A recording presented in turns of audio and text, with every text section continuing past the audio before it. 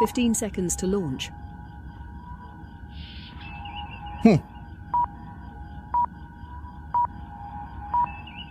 Places, please. 5 seconds.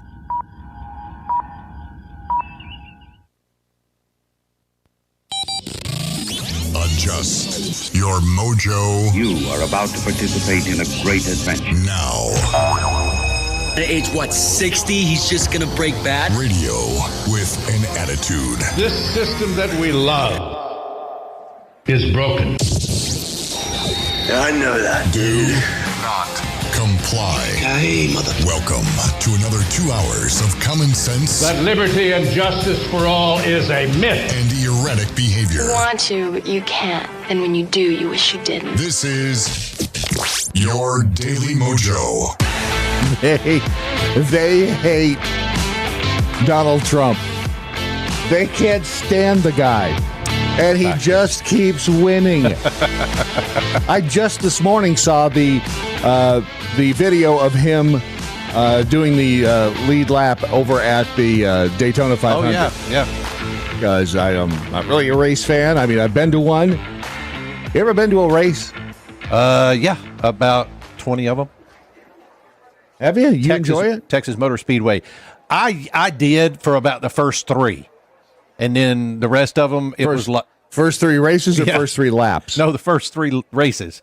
Because the testosterone was flowing and the energy was flowing. And then you watch them go around and around and around for hours and made nothing ever happen. Right. I don't care what anybody says. You go to the races to see the wrecks. Yeah. That's what you go for. And for that final lap, and you see somebody crossing the finish line. But Trump was there. He was in the lead car, zippity doo-dahing around the track. He's out there in the beast, which was pretty cool in and of itself. And then on the radio,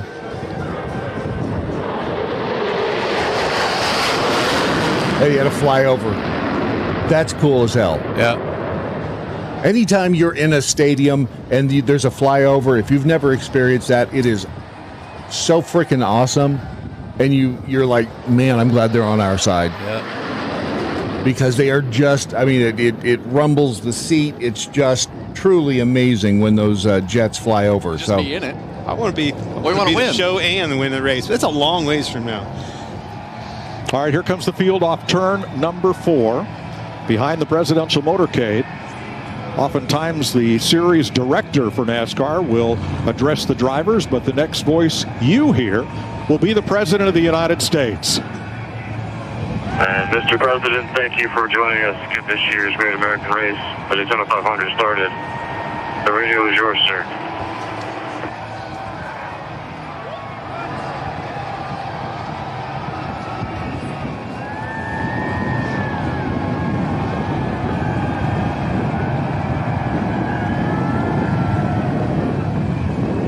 And he starts talking here in a second.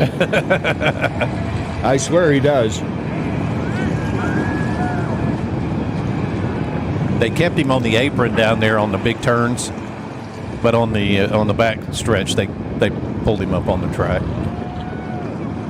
Wonder if the beast actually left marks in the pavement. President, the radio is yours.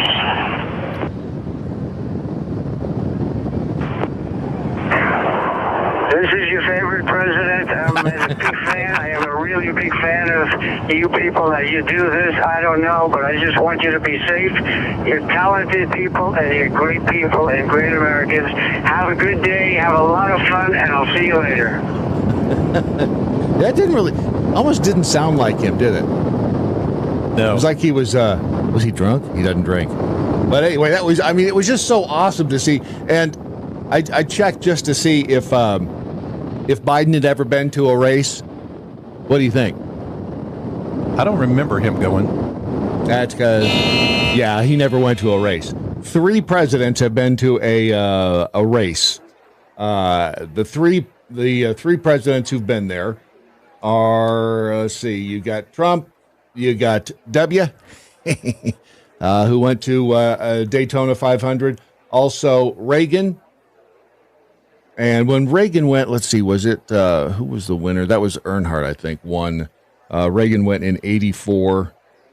It was the Firecracker 400 race in 84. It was Richard Petty's 200th career Cup Series win. And then we also had H.W. Bush, who attended a summer Daytona race. And that was Richard Petty's farewell tribute during his fan appreciation tour in 92. So Biden never stepped foot, at least in an official capacity that we know of, in a race. But these, I mean, and aren't they? I mean, racing fans are like the salt of the earth, right? I mean, they're the blue collar workers. The only reason that because I've been to one, I was at the Charlotte 500, and it was like you said, it was after about lap, 110. You're like, whoa. Yep. It just around and around and around. And around and around.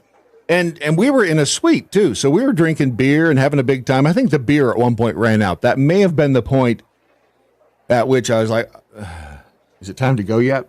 Yep. And the trippiest thing was driving in on the bus.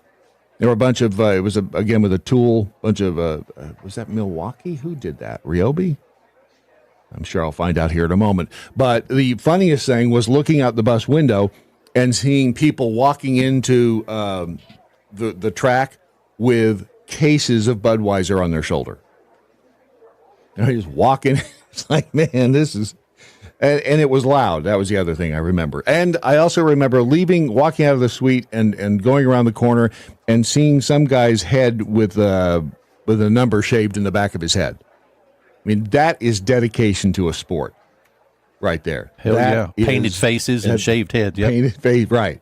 So I got nothing against racing. I just have never been a big racing fan. But, man, Trump out there, who was it? Somebody with a YouTube channel was doing an analysis of it. And he's like, is this dude even real? Look at everything he's done. Everything that the previous president, Biden, I'm not afraid to say his name, I mean, every weekend, where was Biden? He disappeared. Poof. He was off in Rehoboth Beach doing God knows what. Trump is out there amongst the people doing it. He's, putting together this incredible, diverse cabinet of women and minorities, and I mean, he's out there saving the taxpayers' money with Elon Musk and Doge. And the other side, call them what you will, the bad guys, the evil empire, they don't know how to battle him. They have no idea. They're lost. Every time they start firing arrows at one of his hang on, we're about to find out who is it. It was Irwin. Thank you. Irwin Tools. I wanted to give credit where credit is due. But every time they get out there and start protesting one thing, he's already moved on to the next. This time, we are getting into the Department of, is it, where did I put Doge? Didn't they go into the IRS? Right, they did, didn't they? They've gone into the Social IRS. Security. Social Security, that's it. Yeah, because, they're losing their mind. Well, one of them just said, I'm out. Yeah, the head of Social Security just quit. Blow me. Bye, I'm gone. Yep. And Politico has a hit piece from Drop last night. The headline, who's in charge of Doge? Not Elon Musk, White House says. I haven't even read it, but it's just, it is so under their skin, they can't take it. No. They just cannot stand what's happening. And it's amazing because they're saving money. They're saving the taxpayers' money. But that's not what they're focused on, evidently. And their constituents are like, what is wrong with you? It's Elon Musk is not the leader of Doge. Drives people crazy. But it's Doge, it's not Doge. Doge is a crypto. Government efficiency is a hard G and a long E. Yeah, but you're not going to convince the mainstream media of that. I don't care. Or Trump. I live in my own little world. You do. Elon Musk is not the leader of Doge, the mysterious Trump administration operation overseeing an effort to break and remake the federal bureaucracy. Is it mysterious? What's so mysterious about it? I would think it's less mysterious than anything else up there right now. Right. I mean, they which website was it Wired? I think it was Wired that doxed the guys on the Doge team, all the coders. Yeah. It's like they're teenagers. They're, and they don't know what they're doing. They're so young, they're stupid. Politico says, in fact, he's not even technically part of it at all, the White House said in court papers Monday night. In the 3-page declaration, a top White House personnel official revealed that Musk's title is Senior Advisor to the President, a role in which he has no actual or formal authority to make government decisions himself. So could it be that they're using Elon Musk to keep to keep whoever is in charge out of the public eye? Yeah. Maybe. Well, he's an advisor to the president. He's a guy that he went into Twitter and he turned it around. He ripped it out of the government's hands, basically, and he got rid of, I would say, 95% of the censorship. I still think there's a little bit in there. I still think there is. But community notes have been actually a really good thing. Yeah. It works. I mean, people go, no, you're wrong there. And they'll come out and say it. And the problem is, that's what the fact checkers wanted to do. That's Correct. What all of these organizations that were created to, fact check, make sure that we weren't getting misinformation. That was what they wanted to do, but they didn't want to really do it. They wanted to prop up what they wanted to say was real information.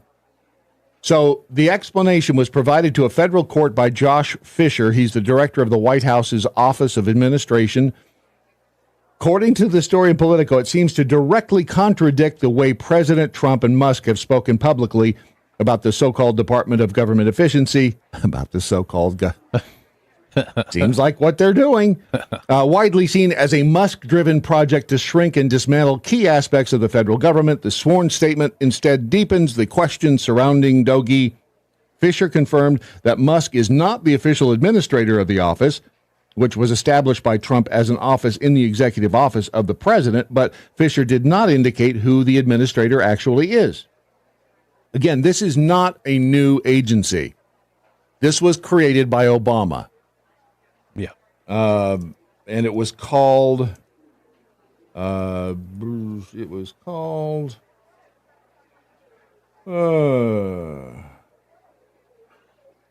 administration, the USDS, the United States Department of Digital Service is what I thought. United States Digital Services, or Digital Service. Yeah.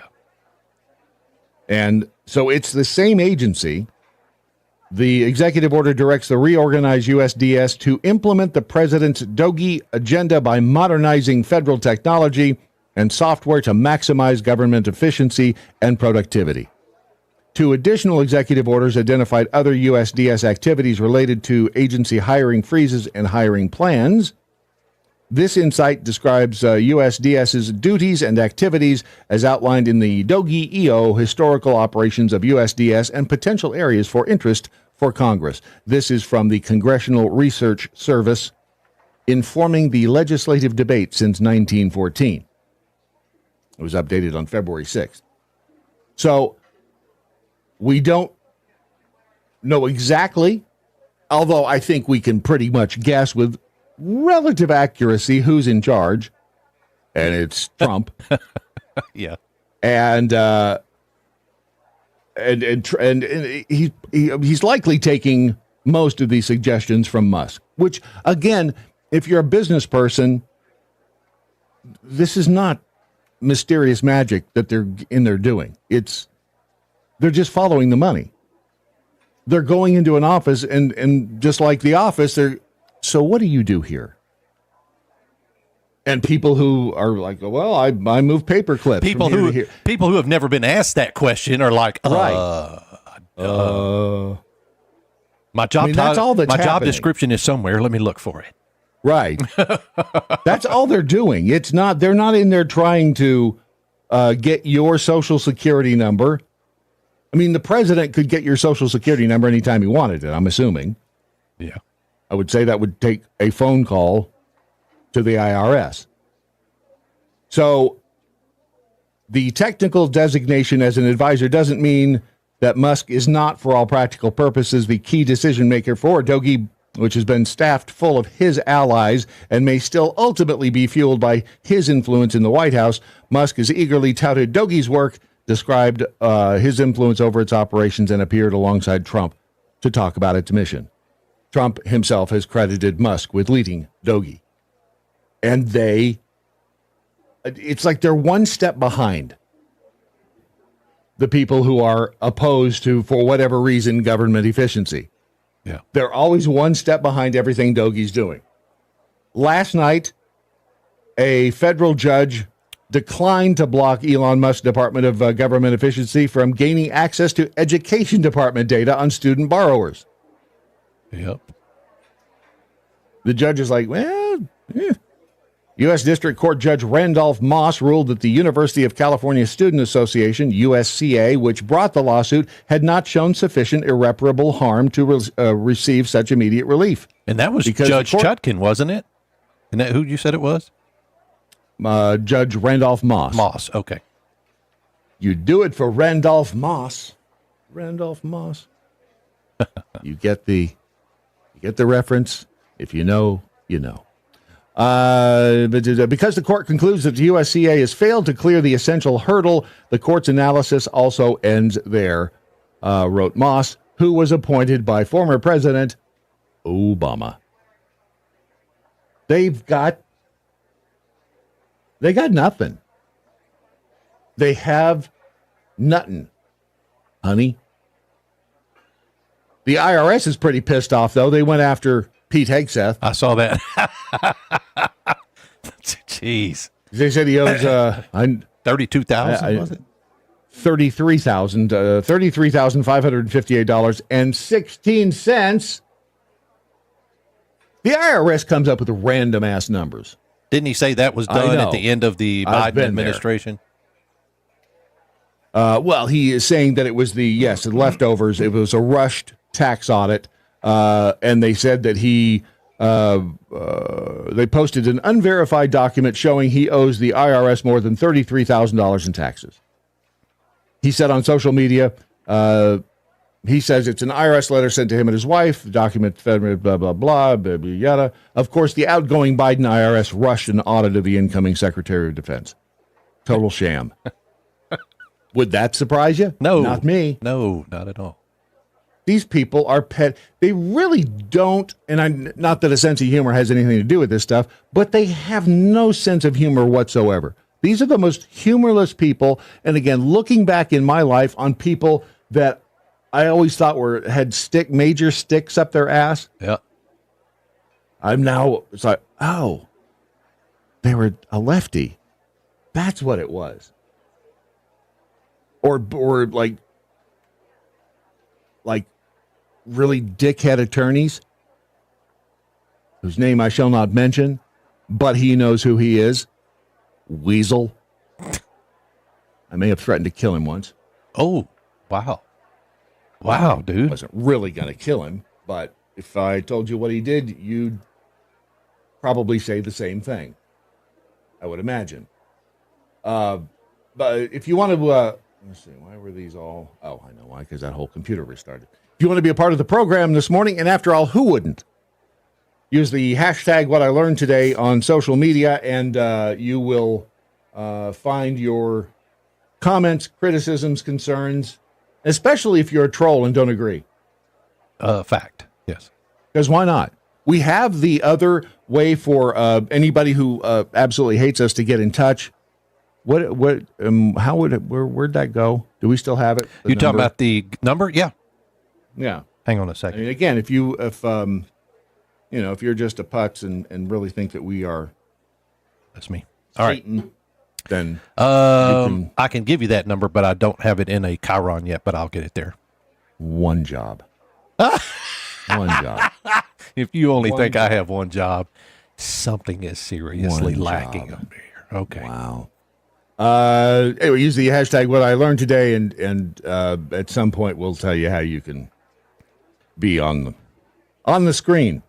But we don't have to do it right now. Over in the Rumble chat room, the Unfolding Joker. Come on down anytime. We have a Rumble guy from Switzerland. We've tailing out whenever he comes out to visit. Are they arranging meetups? Is this like Match? Where's Missy 13? Where the hell is she today? Dirty White Boy 3 is in there. Wombat Mommy, either way, Jody. How do they walk? Okay. Oh, somebody sent me a note on the app, too. And if you haven't downloaded the Daily MoJo app, do so at your earliest convenience. You can go to thedailymojo.com and find it there. But who was it? It was Freebie 38. And I'll read that to you here in a second because there is...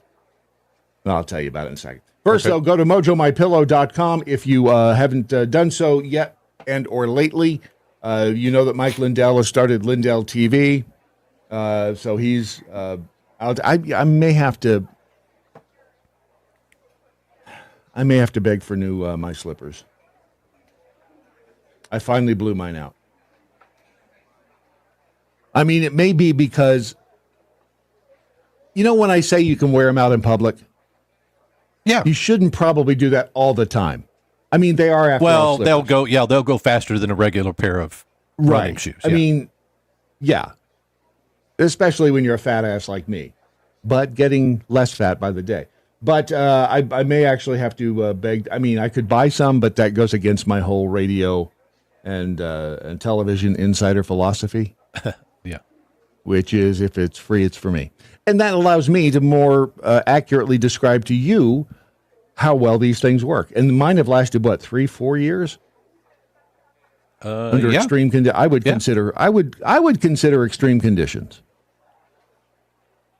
Somebody of my size and girth. And not just babying them around the house, but going outside, wearing them in public, driving around, in the rain, in the snow. And jacked up feet. So I'm a test case. I can tell you that these things last. And if you're a person who really takes uber care of your shoes, then and wears your slippers around the house, these things are going to last you a decade. Oh yeah. So easily. They're on sale right now for they're $59.98 with a promo code. You can find the all-season women's moccasin slippers right now for $25. And then the slide sandals over here, those are the rubbery plastic ones that you can wear out by the pool. Yeah. Those are on sale for $9.50 with a promo code, but you'll find it all over at mojomypillow.com. And don't forget about Lindell TV, which is brand new. It's the old, what was it called before? Frank TV, Frank Speech. Frank Speech. That's right. Yeah, that's right. So, anyway, if you believe Mike Lindell is really giving it the old college try, I mean, he put everything on the line and lost a lot. He did. Yeah, he did lose a $5 million bet. It was a challenge regarding the 2020 election, which you can't convince me that it wasn't stolen. At this point, after watching, after listening to Mike Benz talk about what they did inside there, what USAID did with the CIA, how we influenced not just influenced elections around the world, fixed them, rigged them. And then conveniently in 2012, with the reversal of the Smith-Munt Act, conveniently they were allowed to ply their trade in this country, and conveniently in 2020, something weird happened. but I digress. MojoMyPillow.com is the website. Use the promo code Mojo50 and put some on your feet that'll last and be comfy. You'll be happy. Lindell will be happy. Everybody's happy. Happy endings for everyone at MojoMyPillow.com. If you're offended, you're listening wrong. The Daily Mojo. It was Freebie 38 on the Daily Mojo app who sent me a note yesterday afternoon. He said, with all the money Ron got from USAID, he could have gotten the wonky eye fix and at least gotten a better trans surgeon, right? And by the way, how did the surgery go when you were out, the trans surgery? I thought I was having my tubes tied. I don't know what you mean by trans surgery. Your transsectional tube tied. Oh, that operation. It went okay. Thank you for asking. Did they use, what kind of a knot did they use? Like a Celtic knot on the tubes? I don't know. Got to be pretty. He also said, I just heard that there's an LGBTQ protection house in Nigeria called Ron's House of Rainbow. Any truth to that rumor? Who is this person that's sending you these messages? Freebie 38. You got a problem with him? I didn't until just now. Okay. Asking for a friend. It turns out that, in fact, yes, there is a rainbow house in Nigeria.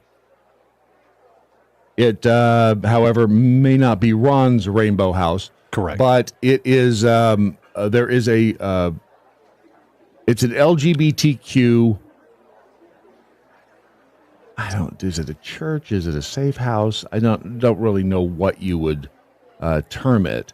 But ironically, and thank you for pointing this out, ironically, it was receiving USAID money. Of course it was. Go figure, right? I mean, it is amazeballs how many entities and or organizations around the freaking world were getting money from USAID. And one of the things that they pointed out on their Instagram page was, let me see if I can find it. It was just here. Aha, right there. One of the things they pointed out on their Insta page was that the funding freeze, the PEPFAR KB programs, help us track the impact of the PEPFAR funding freeze on PEPFAR KP programs in your country. Please take the survey. And this was posted by Jiden McCauley, who is the chief cook and bottle washer over at the Rainbow House in Nigeria. And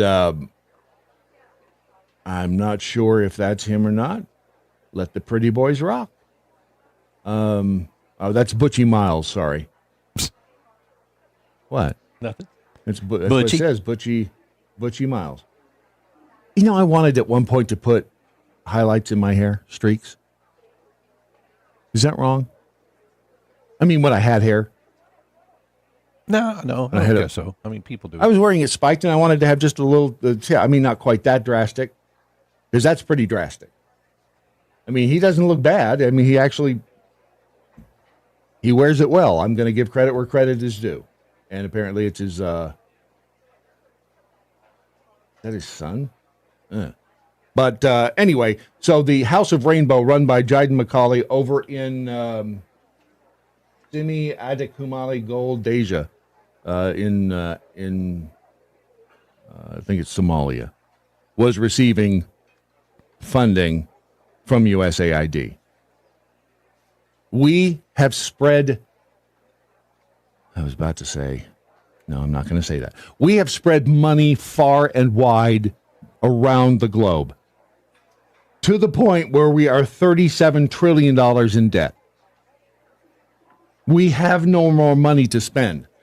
We've got this spigot and the well hath run dry. It is time to get everybody out of the pool. Somebody peed in it. We got to clean the pool out. Then we can start over and see, what we have and what, because I'm not opposed to, quote unquote, sharing the wealth. Not opposed to it. If we can do some good in the world, not opposed to it. We've tried to do, and I don't even know if it's good we've tried to do. It's just stuff around the globe. But it has to stop, and it has to stop now because we don't have any more to give. We've given until it hurts, and it is hurting big time at this point. And we know that the apple is rotten at the core. We've seen it. We've seen the reaction of people like Maxine Waters, who is losing her ever-loving mind out there, not making any damn sense, and totally making shit up. Totally making shit up. Yes. I mean, making shit up out of just, it's her, Jasmine Crockett, Garcia, AOC, a bunch of them, all just making shit up. That was watching Maxine Waters just creating absolute falsehoods standing on that stage. It's not surprising. It's just breathtaking in its audacity. They don't care. They know there are enough of the great unwashed out here who are willfully ignorant and will follow them and repeat it over and over ad nauseum. It is breathtakingly amazing that they can get people to do that. Truly amazing. But the bottom line is we need to shut off the hose bib and stop it. And stop sending all this money out until we know exactly where it's all going. Then we can talk a little bit more. It was let's see, Sheryl Crow. Do I have her over here? Somebody brought up a really good point about Sheryl Crow. There's a piece in the New York Post about how indignant she is. Isn't she the one that just packed up all her shit and moved it? I think somebody. I don't know if it was her or not. I'm pretty sure it was her. There's a video of her out there waving by to the vehicle that's got all of her stuff. That's a Tesla. Oh, it is. What she says she did. Yep, that's her. I'm sorry. Yep. Yeah, that's here's the weird thing. Getting rid of the Elon Musk vehicle. That was yes. Sheryl Crow posted this 3 days ago, said, "My parents always said, you are who you hang out with. There comes a time when you have to decide who you are willing to align with. So long, Tesla." Money donated to NPR, which is under threat by President Musk, in hopes that the truth will continue to find its way to those willing to know the truth. Here's the issue. She lives in West Tennessee. And somebody brought up a great point. The looks of the leaves on those trees, that is not current. No. That is not February in Tennessee. Not at all. That is late fall.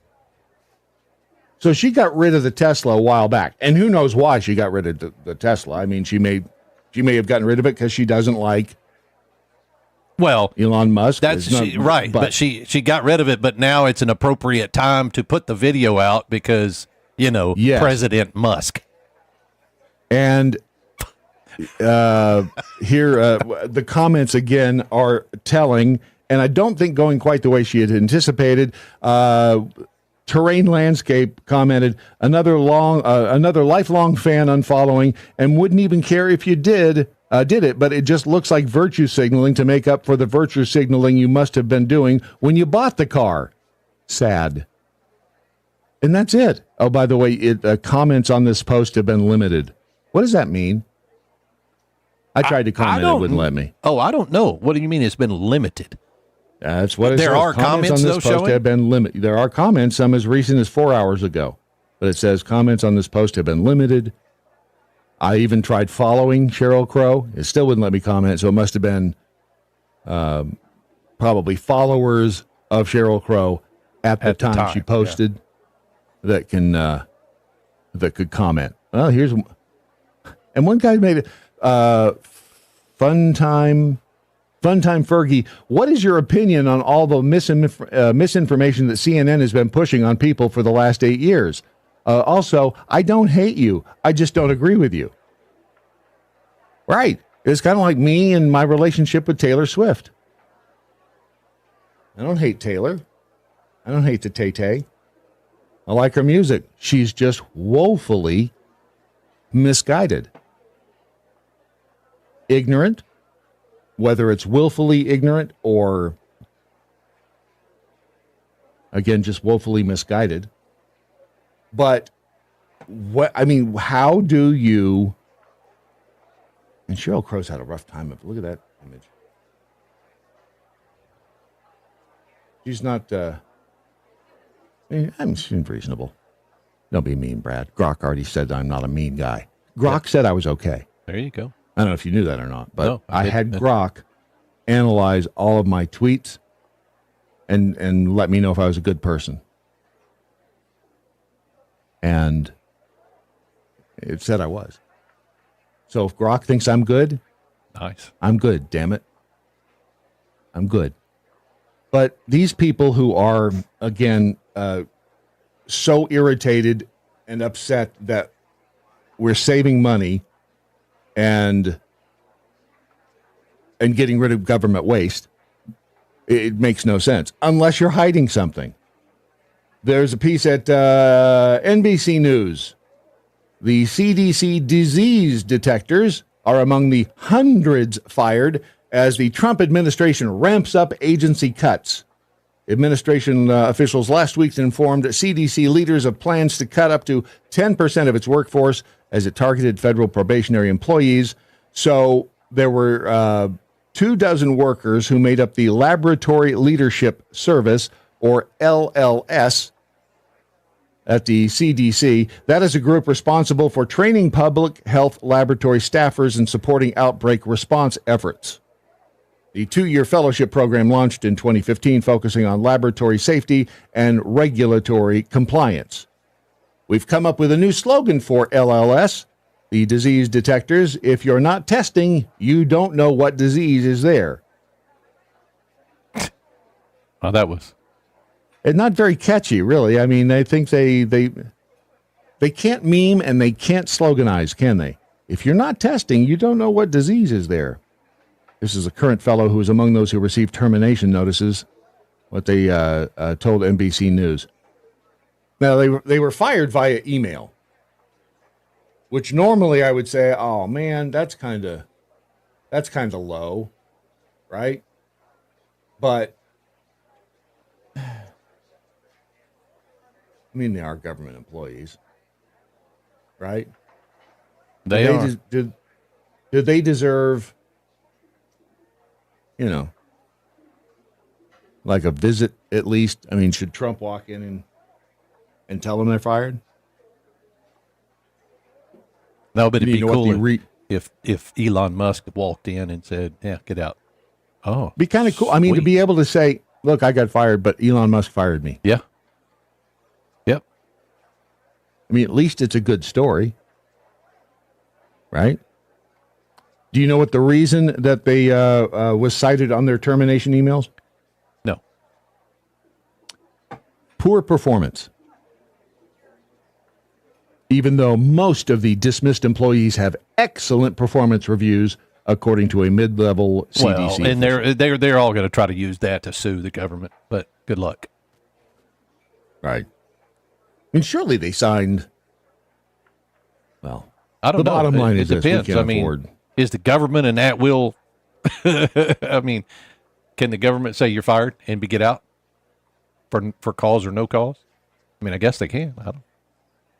Take the Biden approach. The Supreme Court said we can't do it, but we're going to do it anyway. Let them catch up to us. Yep. Right. Funny how that's okay when he's talking about student loan forgiveness, but not so much when the new guy comes in. This should be a lesson. Involved. Yeah. Right. This should be a lesson to everybody who was like, yeah, go out there and get them. Biden, you signed it. You got a pen. See what happens when the shoe's on the other foot? Not pretty. Speaking of pretty, it's Phil Bell. This is Phil Bell on the Daily MoJo with your morning update. Imagine that you have a child attending school, and there's something going on at the school that you're unhappy with. So you decide, I will attend a school board meeting and make my thoughts known. And when you get there, the room is full of other parents who agree with you that things are wrong and they need to change. So you sit there, you're ready to lodge your objections, and the school board says, hey, you guys are disrupting us. You're disrupting our work. And then they get up and leave. Sounds like something straight out of 2021, but it actually happened a few days ago at the Penfield Central School District near Rochester, New York. There's a book called The Rainbow Parade, which is at a library in one of the schools for kindergartners. And this book includes drag queens and men in sexual gear who are holding hands. Quite frankly, some of the stuff they talk about, I've never even heard of. And if I haven't heard of it at 43 years old, there's no way it should be available for kindergartners. And the school board said, screw you. We aren't even going to listen to what you have to say. We are going to leave you. This reminds me exactly what I've been talking about over the past few weeks.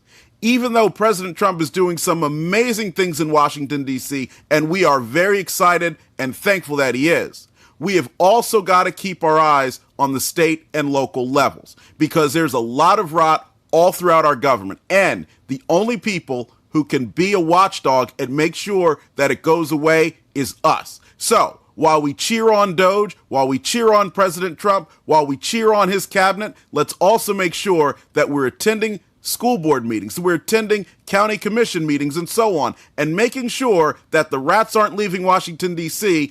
only to hide closer to home. What I also want you to do is wish Ron Phillips, our very own Ron, a happy birthday. Yesterday was his birthday, and in the comments, let him hear from you. I also want you to download the Daily MoJo smartphone app and enable notifications. That way you'll be up to date on the latest craziness and good stuff coming out of Washington, D.C., and you'll know how to share it with others. We'll see you down the line, and thanks for choosing the Daily MoJo. Phil Bell's Morning Update is only on the Daily MoJo.com. Stupidity is not a competition. The whole island will become so unless you're a politician. Overly populated that it will tip over and capsize. The Daily MoJo. The Daily MoJo. Crafting Freak over in the Rumble chat room says they should use Clinton and Biden. Then they can say that if you're not testing, you're molesting. See, now that's clever. It is clever. I like to play on words there. That is very clever. See, Crafting Freak has a future as a sloganizer in the federal government. Well, and we shouldn't be surprised. Remember the, the National Consumer Product Safety Commission? We are safety now, aren't we? We are safety now. It's like, where did you people learn how to come up with? I mean, these are people who couldn't. Is it fair to say there are people they are doing these jobs that couldn't make it in the private sector because it wouldn't be successful? Fair? Yeah. Yeah. In probably a majority of situations. I'm just putting that out there. Because. Well, no, because they'll get their feelings hurt or something, and a real boss would go, get over it. Right. But with the CPSC, I can't wait until Dogie gets in there. You've got people like, why in the hell did they ever decide to do a CD of songs? What meeting? They had a little extra money in their budget, Brad. They had to spend it. Yeah, I mean, it's insane. It's like, well, we got to do this. Let's put out a CD. I've always wanted to be a music producer because that happened. Yeah, we get to go and make a record and sell it, and no one will buy it.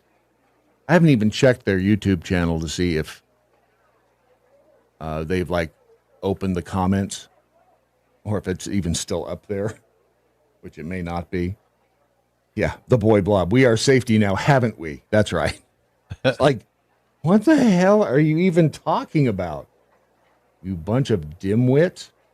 Now, the school, the kink for kindergartners, which is, I know, right? Just saying those words are oogie. I know. I don't understand their fascination. Well, I do. with the kids because they want to, start them young. You know who else started them young? Hitler. Oh, nice. Julianne Moore wrote a book called Freckle-Faced Strawberry. Sounds cute, right? Freckle-Faced Strawberry.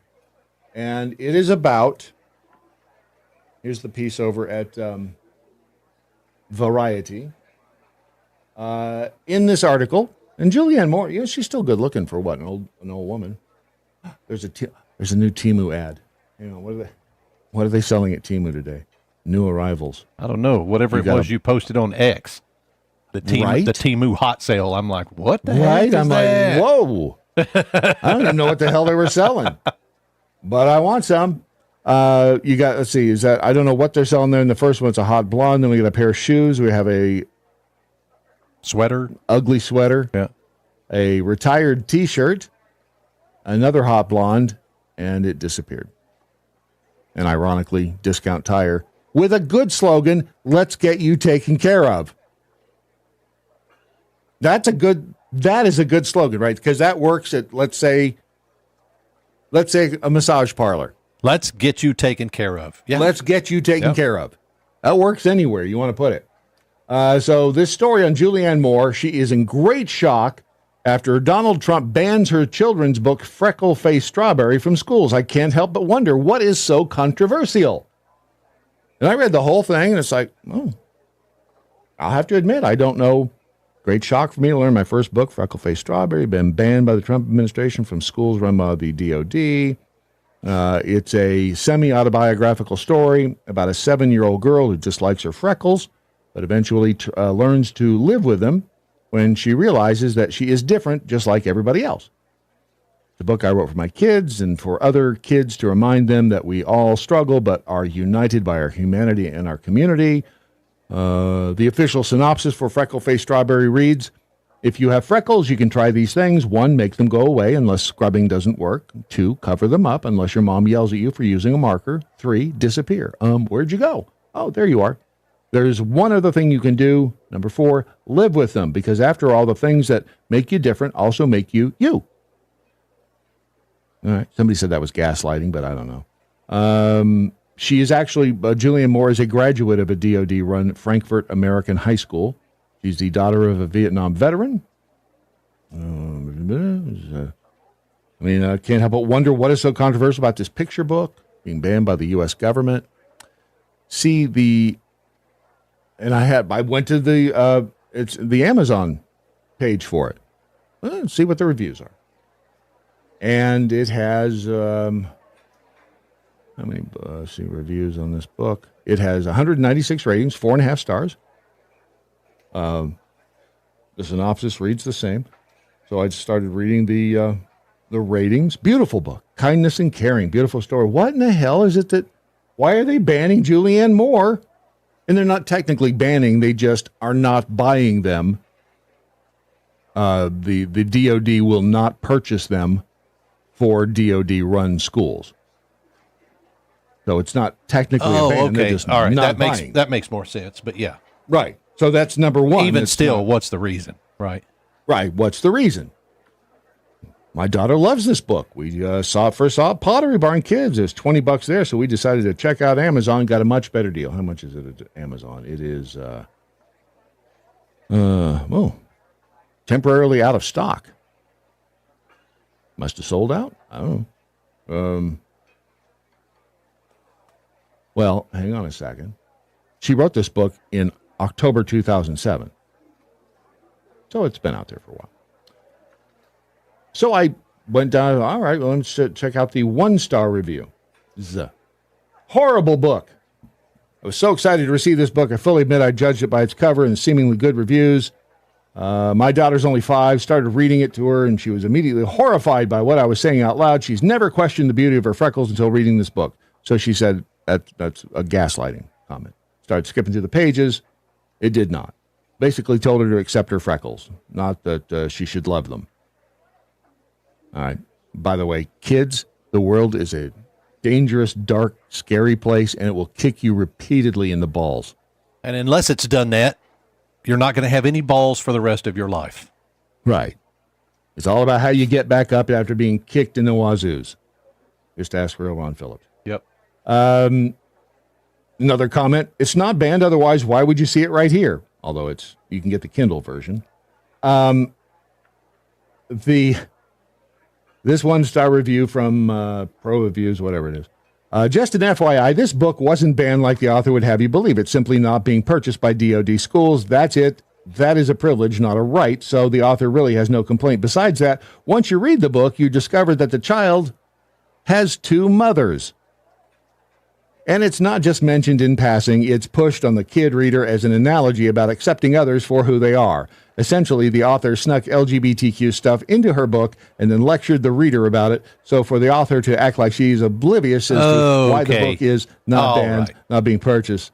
There it is. Yep. There it is. I mean, if that's it, there it is. Yeah.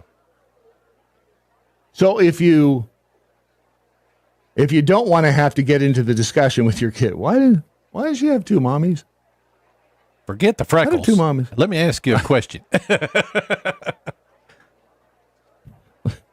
Have you ever heard of scissoring? Oh, great. Then you have to what? Well, it's when you cut out the little doll shapes. It is. Or the snowflakes in the paper. Yeah. Yeah. Yeah. You make the big. I don't know what the hell anybody else was thinking about it, you bunch of freaks. That's the problem with people these days. Dirty minds. Dirty, horrible, terrible minds.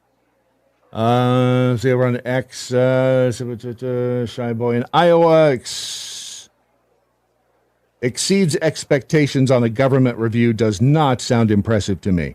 That's not a government review. It was a Amazon. See, the U.S. Post Office and TSA where expectations are always low when you have to deal with them. That's a good point. Excellent. Wisconsin Jackhole wives, you want to piss off your husband for months? Buy velvet-covered hangers and put all his shirts on them. Nothing like a daily morning struggle to get the day started. Thank you. A like-minded individual. I hate those damn things. You know what I'm talking about, right? I think so, yeah. Those velvet-covered hangers that some people say will change your life. We have a few of those. Those are horrible. They're horrible. They're from Satan. Well, you just can't slide your clothes off of them very easily. No kidding. Yeah. Which is the whole idea of being able to get your... But they do hold your clothes onto the hanger. I mean... Right. So would glue. I guess. And that would be an equal pain in the ass.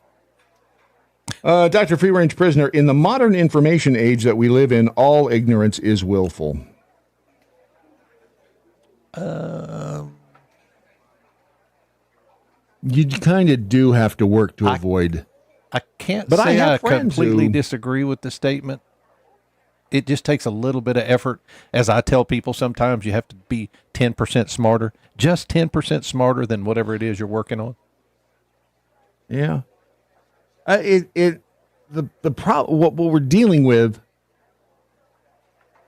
and if you choose as a person, if you choose to ignore what is happening, especially right now, you are, in the words of Bonhoeffer, I believe, all good men have to do to let evil, essentially, to let evil thrive is to do nothing. Yeah. Because if you do nothing, it will grow like the mushrooms in your backyard. We have a response to the velvet hangers. What's that response here? Those velvet hangers are the bomb. They'll change your life. No. No, they won't. Yeah, we have several of them. I hate those things. And I will say that Beth Enoch's dad had a thing. I mean, she comes by the insanity, honestly, because her dad, once I cleaned out all the closets of his clothes, there were enough of those velvet hangers that literally filled the entire closet rod. Yeah. I mean, from one wall to the other. Did y'all bring any home? No. That'd be a big 00 no. Because those things are awful. Where have I got the... Oh, this is a clean water tip. It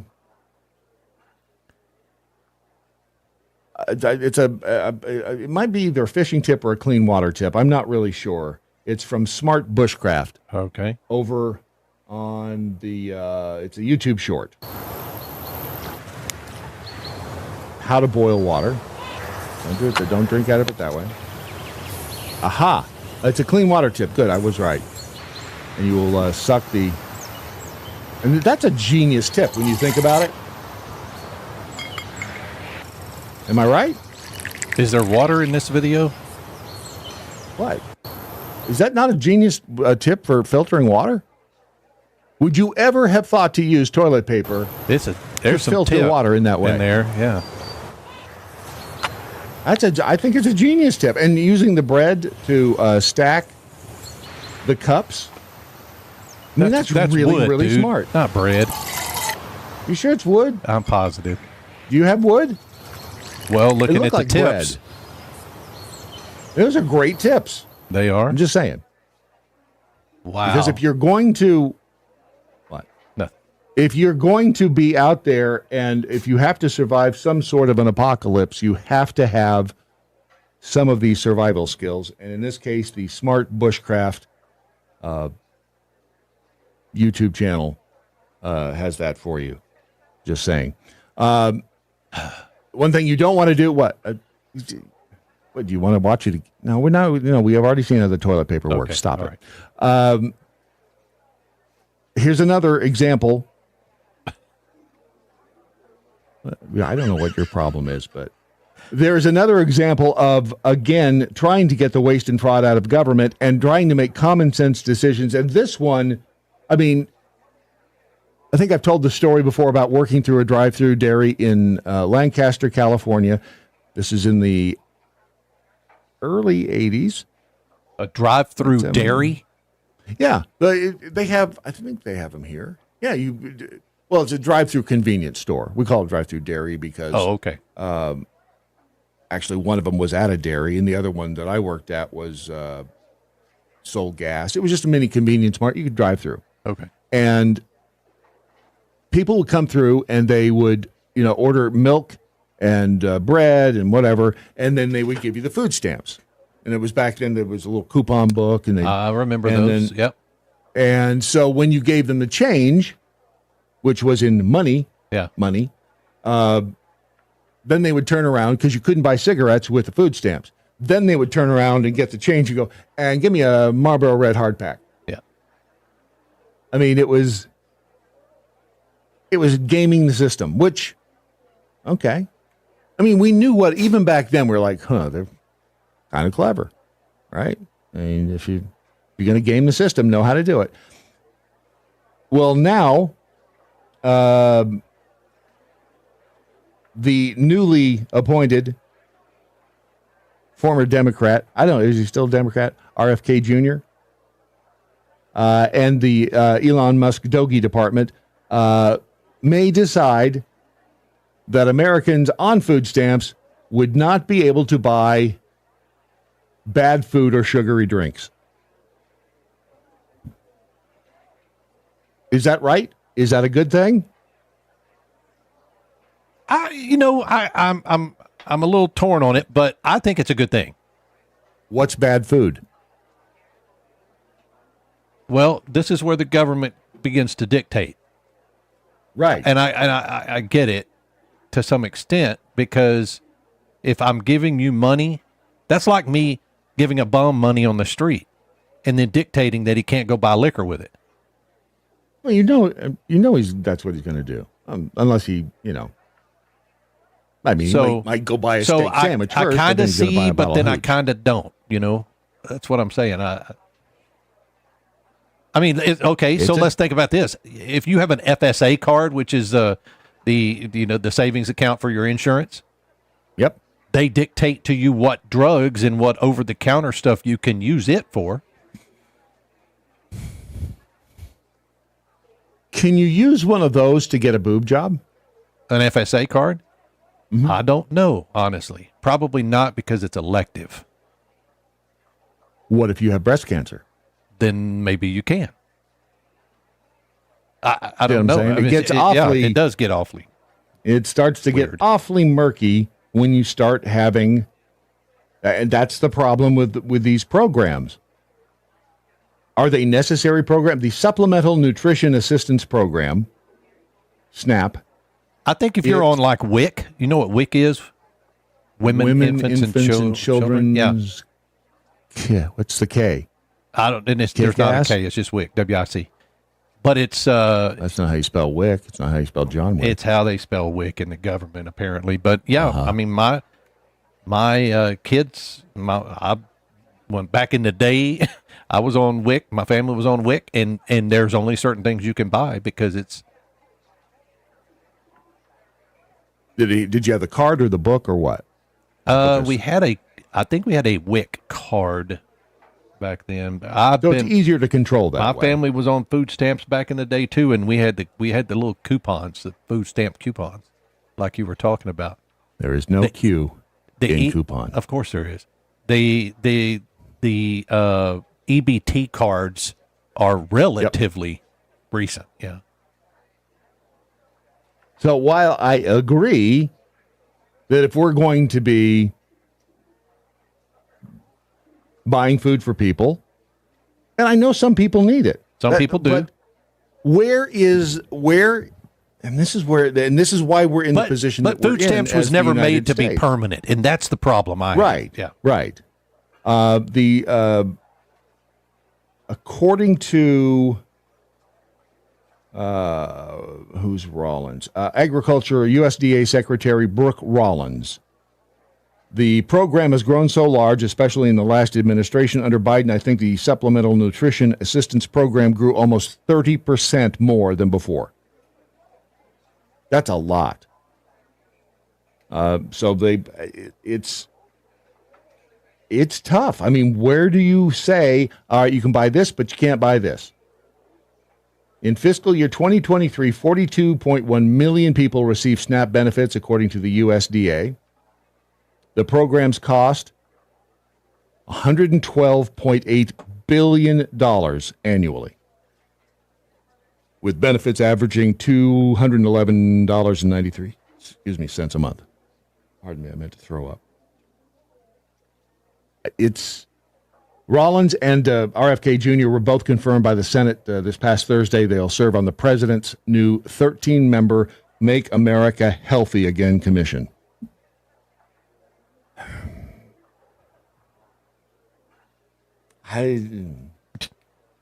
It's a slippery slope. That's the problem. That's where all of this stuff starts to get wonky. Is where do you draw the line? Who gets to decide what is healthy and what isn't? What's healthy for one person may not be healthy for somebody else. In some cases, that little crawl at the top freaked me out a little bit. We've had that crawl for years. You know that, right? You've just never seen there? it. Just like that? I've never seen it. It was at the very bottom before. Oh. Do we send microscope or little magnifying glasses out so people can read it? Oh, no, that's readable. On a phone? Yeah. Just not by you where you're sitting, apparently. So. All righty. Who gets to decide? Apparently, I need food that's good for my eyes. But anyway, it's one of those things that you who gets to decide what and where? And that's one of those things that Doc Thompson taught me. Sure, we all agree that you shouldn't be able to spend, food stamps on smokes and rum. But how do you administer programs like that? How do you make those things? And then how do you truly, if we don't want people smoking with money that we provide them, do we want them eating Twinkies? Correct. That's what I'm saying. And the only way that they do manage it literally is there's a number assigned to everything that you purchase. and they determine a code. Yeah, they determine whether that code meets the requirements or not. So if you try to use a SNAP card or a WIC card or something like that to buy something, basically, we have a code 17. We have a code 17. Take them down. Take them down. Who gets to make these decisions? It's a tough call. It is. What you'll find in the emergency food supply, because you do need to eat, especially if you are stressed the hell out, which is what's going to happen if you're in an emergency situation like a devastating earthquake or a fire, flood, terrorist attack from North Korea, damned Ruskies launching a nuke. In that case, I would recommend just going out and buying Twinkies and eating the hell out of them. But if you would like to survive the apocalypse, make sure that you have your emergency food supply and the tools that you can find at preparewithmojo50.com. Long a partner of ours here on the Daily Mojo, and a source for it's good food.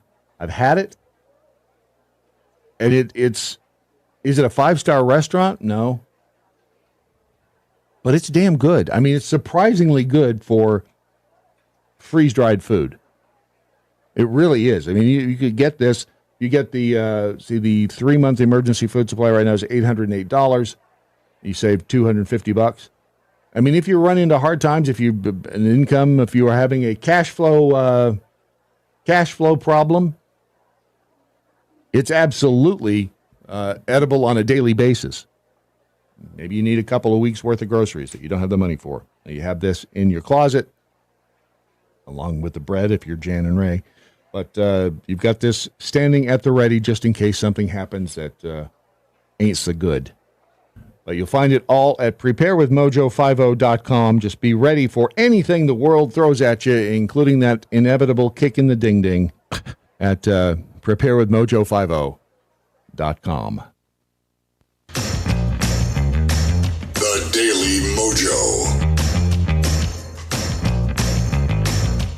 In the Rumble chat room, Dirty White Boy 3, no soda with EBT cards. Sugar is the worst thing, people. Artificial sweeteners also. Okay, but what about the the sodas that have cane sugar? Cane sugar's not bad, right? I think they've found that the sodas like Dr. Pepper in Texas you can buy with the cane sugar and stuff like that. I think they found that is better for you than the sugar alternatives. Hell, I think regular sugar is better for you than the sugar alternatives. Like saccharin and aspartame. All that mess. I've stopped drinking those mostly.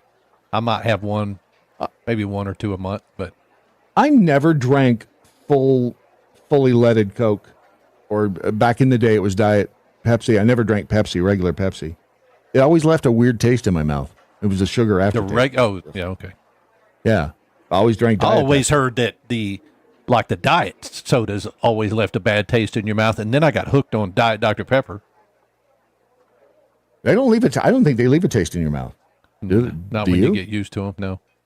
Right. I mean, they like the zero sugar stuff now. I don't know what they put in those, but zero sugar Dr. Pepper it tastes more like regular Dr. Pepper. And if I happen to go to this convenience store one day in 3 months and buy a Monster drink, Lord have mercy. More people will tell me that's bad for me than a Monster, yeah. Oh, believe me, that. And I know people who drink 2 or 3 of them a day. They're much younger than me, but I know. Right. Genio. Bard, both sugar and alcohol have proven to be far more addictive substances than nicotine. Sugar, once you start is a it diet, processed sugar? I think so. I think that's probably what it is. High fructose corn syrup, those kinds of things. That is very addictive. I disagree with the alcohol. I don't think alcohol is addictive. I guess for some it could be. Alcoholic. Yeah, right. For some, it could be. I guess an alcoholic, because I may or may not have been addicted to nicotine at one time. And that shit is addictive. Yeah. Oh. Alcohol, not so much. Maybe it's individual. Maybe alcohol, maybe you can't paint it with a broad brush. I don't know. Gifted Guru says, I'm working 80-plus hours a week with stage 4 COPD. These parasites who refuse to work should not be allowed to eat. Whoa. Wow. You have stage 4 COPD? Damn. Wow. I hate to hear that. But, and no soda for 4 years. Gifted Guru, have you tried bendazole? Is COPD a cancer, though? I mean, it's chronic. Emphysema is a COPD.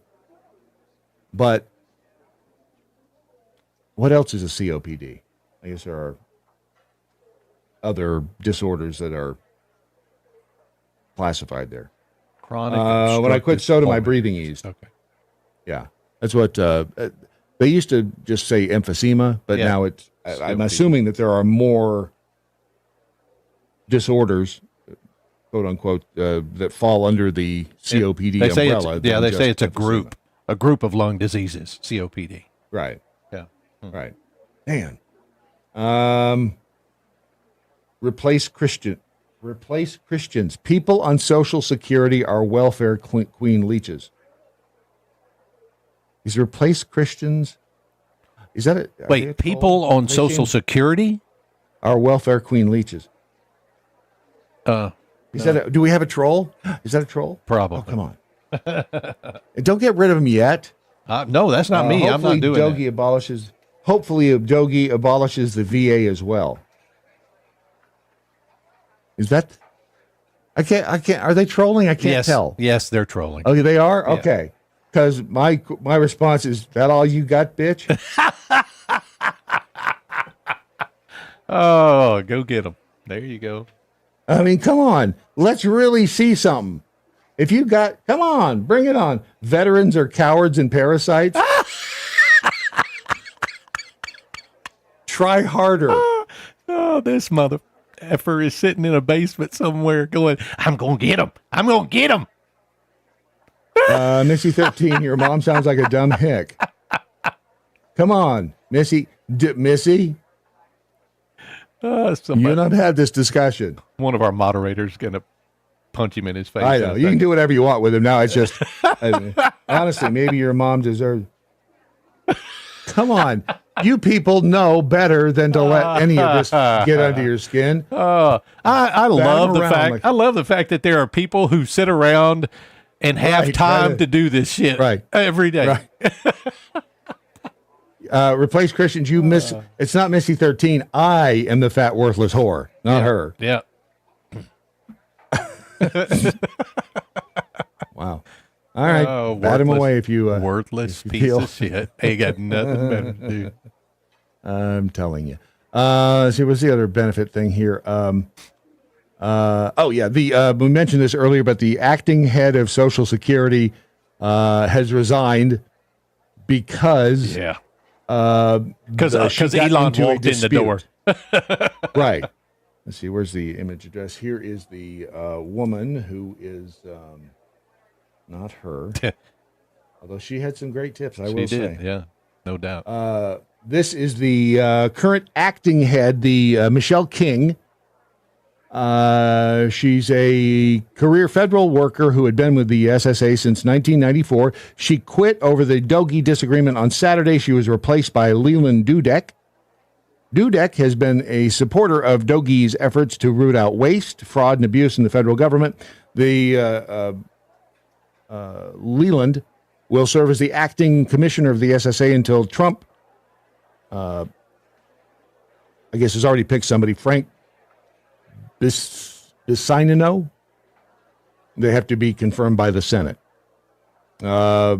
The Dogie staffers who are embedded at the SSA reportedly sought access to sensitive files in the same manner that they have at other federal agencies like the Treasury Department. But the head of the SSA was like, no, stop. Don't touch me there. That's my no-no square. And would not let them into the information. See, that's what they're all trying to say. This is their messaging that they put out there on the Democrat side, and anyone who is pro waste, fraud, and abuse has tried to paint this picture that they're looking at your sensitive data. You all have been looking at our sensitive data now for decades. And y'all have done some pretty heinous things with our sensitive data. So someone like Elon Musk and his peeps come along. Elon Musk has done some pretty cool stuff. I'll right now go on the record and say I'm okay with Elon Musk looking at my sensitive data. Y'all have been looking at it forever. Look, that dude has more on you because you're a member of X than you even realize he has.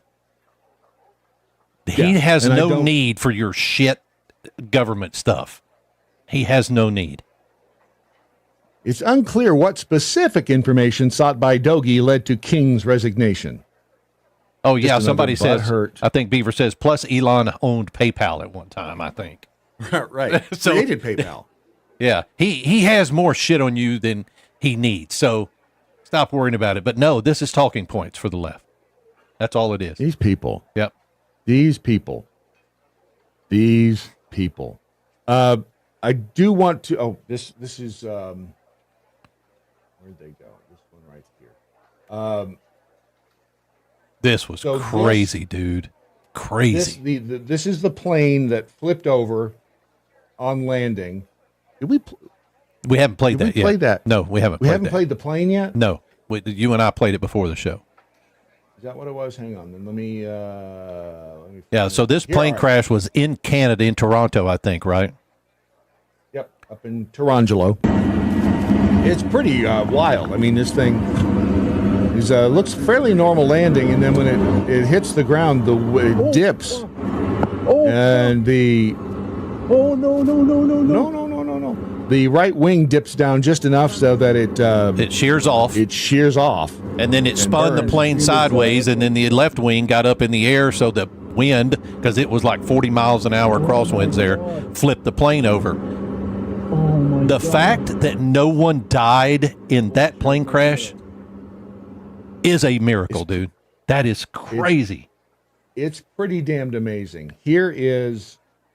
I think this is one of the people. Details on the shocking upside-down plane crash in Toronto. Airport officials just announcing at a press conference no one was critically injured. How is that possible? That's well, they said there were actually 2 or 3 critically injured, but non-life-threatening injuries. Right. May have lost an arm or something, but if you end up upside down in your seat.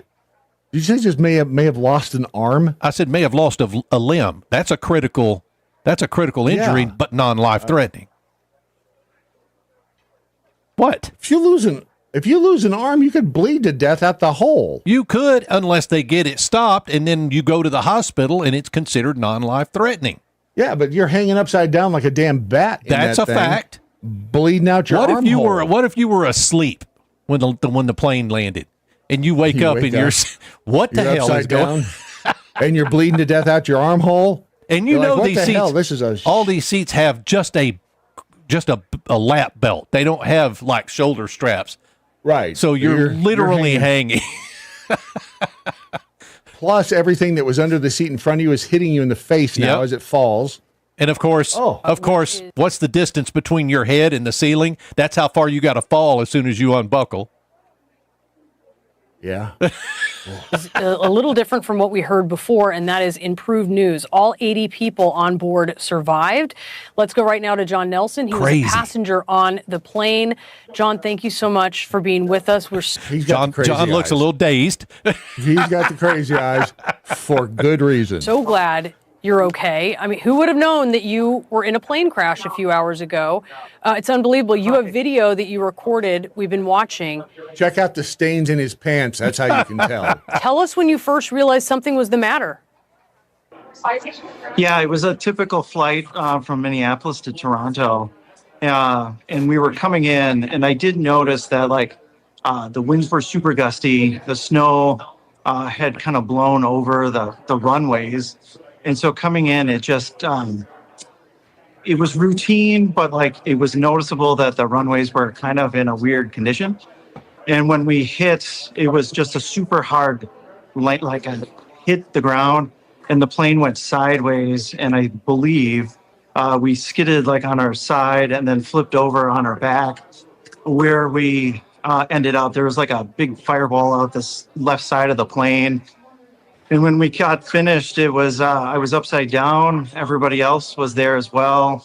Except for one dude was standing straight up, and we were all like, "Dude, how'd you do that? How'd you stand straight up?" Thankfully, everybody was okay, but we tried to get out of there as quickly as possible. And then shortly thereafter, I got done filming the video. There was another explosion, but luckily the firefighters got out of there. Wow. I was wondering if anybody, because I will sometimes, if I'm on a plane, and thankfully I've not had to be on a plane very much in the last 5 years, because, but if we're landing, I'll just have the phone up, taping whatever's, just the landing, whatever. Can you imagine if you're doing that when that happened? First, would you have the wherewithal to hold onto the camera? Because that had to be, you know how a rough landing is rough. You're bouncing all over, and you're like, whoa, sure, I'm glad we made. That was a rough landing times 100. Yeah, and they're going to find out likely that it was a hard landing. Probably the right main gear collapsed, which threw that right wing into the ground. I'm going to tell you, the wings shearing off of this plane saved those lives. That's where the fuel is, right? Right. Did both of them fall off? I don't know if the left wing fell off or not, but the fact that it didn't explode, the right one definitely came off. You can see that. Who made that Delta plane that flipped over? That's a CRJ 900. It's a CRJ, just like the one that was in DC. I don't know if it was a 900. Who made it? Probably Boeing. McDonnell Douglas.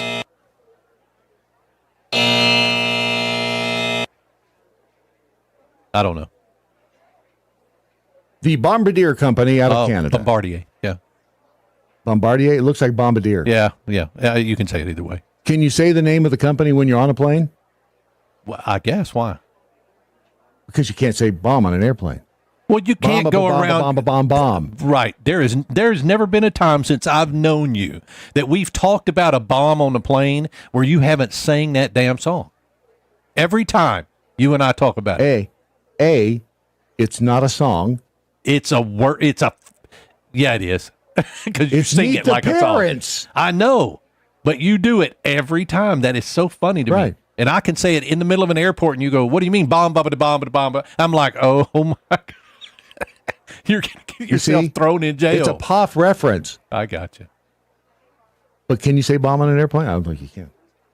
Bomb. The swift response of flight attendants. The flight attendants are upside down too. What the hell did they do? Yeah, well, there were only two of them, 2 flight attendants and 2 crew. But still, there were 2 of them. Are they on the radio immediately after this plane flips upside down? There's a video of one of them directing people off the plane. Yeah. I get that. Please remain in your seats till the plane comes to a stop. Your seats. Right, please. Don't anybody... look, we have to wait for a gate to open. Till the plane comes to a complete stop. Thank you. I told you to put the damn laptop away, didn't I? Now who's got the broken teeth? All right, there's smart ass. It just had to be one hell of a... Jiminy. That's a story. It is a story. That is a story. Every one of them have a story, absolutely. But I'm glad that we're not talking about dead people on an aircraft crash. Apparently, who was it that said it's all Trump's fault? Somebody yesterday posted there have been more plane crashes in Trump's first month than in any other president's first month, and all plane crashes are Trump's fault. I think it was Garcia that said that yesterday. Asshole. Complete. You should consider putting those on the pens. What? It's Trump's fault. I'm not putting that on the pens, dude. Why? I'm not going to put that on these pens. I'll put a name on it, but I'm not going to. If somebody wanted to put "It's Trump's fault" on one of those pens, you're saying you wouldn't do it? I would absolutely do it.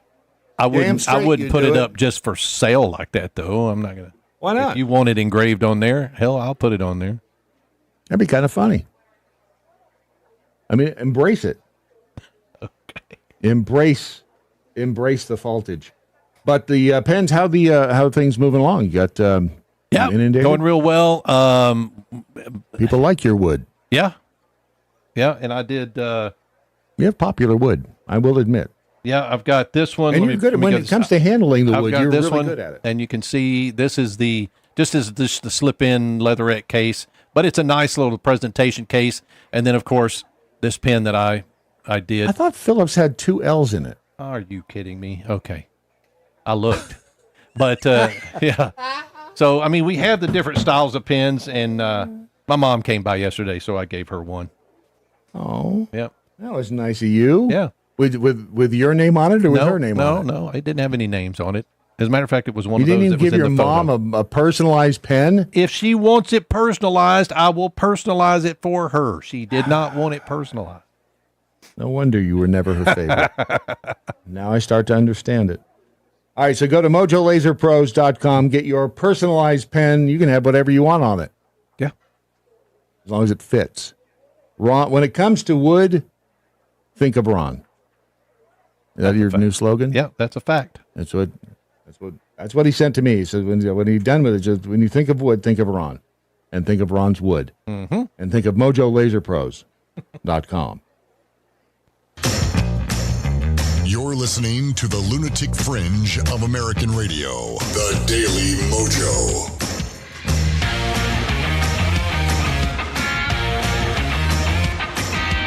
All right, so you watched the Fauci documentary I did, yeah. Last night. Yeah. The Tucker Carlson Network. Thank you, Dr. Fauci. Yep. What'd you think? There's a lot more information there than, of course, any of us understood. And this guy goes into great detail. And, you know, it was those 3 guys that were the director and the producers. And then that one female from the reporter, I forget who she's with. You know what I'm talking about? Was she hot? Yeah. She's the one that you see on the phone going, "Hi, this is so-and-so I'm with." Yes. You know what I'm talking about. Yeah. So I do. And they did all this research. And you talk about deep research into these documents and following those tracks. I mean, they go all the way back to, guess what? 2014. Isn't Weird, that right? Isn't that the pardon time frame? Isn't that strange? Yep. That for just some arbitrary reason, Biden decided to pardon Dr. Fauci dating back to 2014. Yeah. Yeah. It was him too. I mean, it wasn't just Hunter, right? Fauci pardon dated back. Oh no, yeah, his goes back. They all do, I think. Yeah. Newsweek. Well, what does Newsweek say about it? Why was Dr. Fauci's pardon backdated to 2014? Final acts, blah, blah, blah. Fauci has never been charged with a crime, served as the director of the National Institute of Allergy and Infectious Diseases for nearly 40 years. Later became during the early days of the pandemic, yada, yada. While many assume the pardon was engineered to shield Fauci, often referred to as America's doctor, from MAGA retribution, the act of clemency raised eyebrows for another reason. Biden backdated the pardon to 2014, a date nearly 6 years before the first cases of COVID-19. I believe in the rule of law, and I'm optimistic that the strength of our legal institutions will ultimately prevail over politics, Biden said in a statement. But these are exceptional circumstances, and I cannot in good conscience do nothing. What a clown. It shields, the executive order covers actions dating back to January 1st, 2014, shields Fauci from allegations tied to U.S.-funded gain-of-function research in addition to his work during the COVID-19 pandemic. It also protects him from retribution related to the theory, still unconfirmed, that COVID-19 leaked from a lab in Wuhan. Yeah. That's at Newsweek. Yeah. Holy cannolis. I mean, tell me you're a left-wing shill without telling me Jesus Mesa, politics reporter at Newsweek. Oh, and below that it says, Newsweek is a trust project member. Why didn't you say so? I would have. It is stunning what's revealed in that documentary. It is disturbingly stunning because the things that they did, and especially Ron, when he stood up there and referenced the document. I don't. Yep.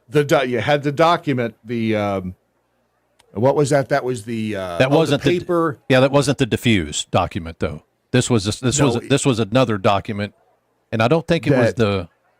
It was the document that basically tried to divert attention from the fact that it was a lab leak to a naturally occurring virus. Jump species leak. Yeah.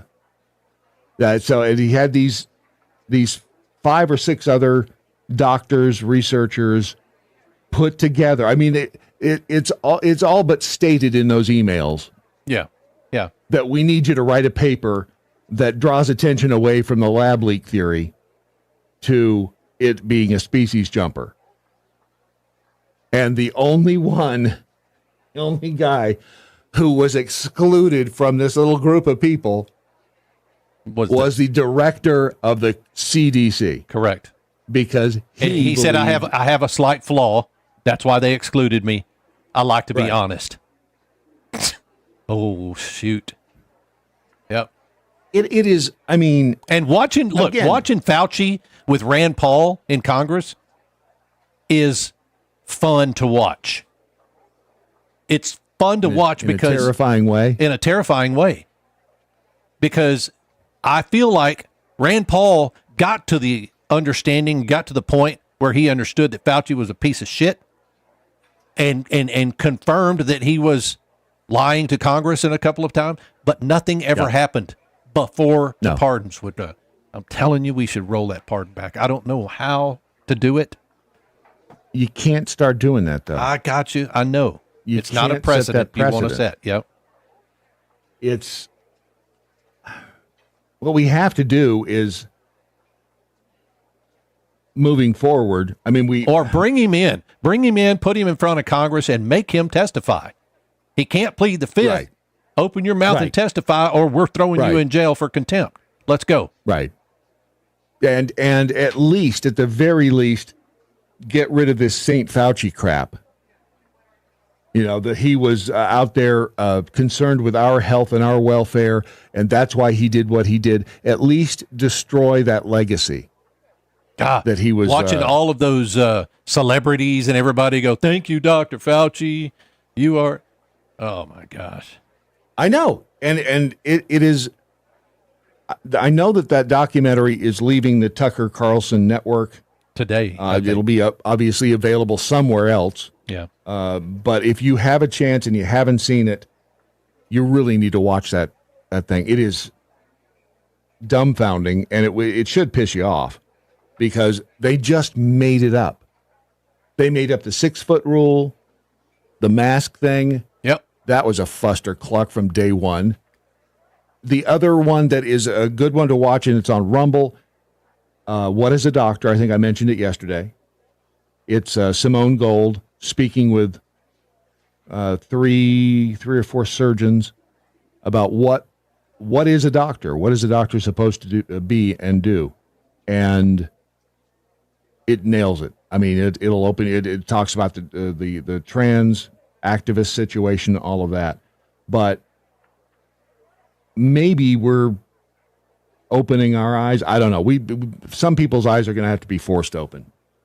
The other really good documentary is the one that just dropped on Netflix, the Gabby Petito story. Oh, I haven't seen that yet. That was yesterday, I think, wasn't it? Yeah, just dropped yesterday. That story was heartbreaking when it came out. Yeah. At first, I had empathy for the laundries. After watching that, nope. Not only that, the laundries are his parents? the Gabby's murderer's family. Family, yeah. And after seeing the evidence that was collected and the cell phone calls and the texts and the letters that were written by his mom to him, I mean, just despicable.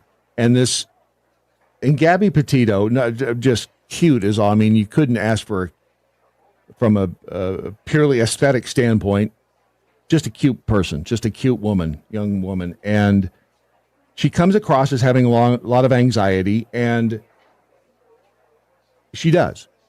And what I think, I neglected, Bethy and I were having this discussion that, Gabby could have been, little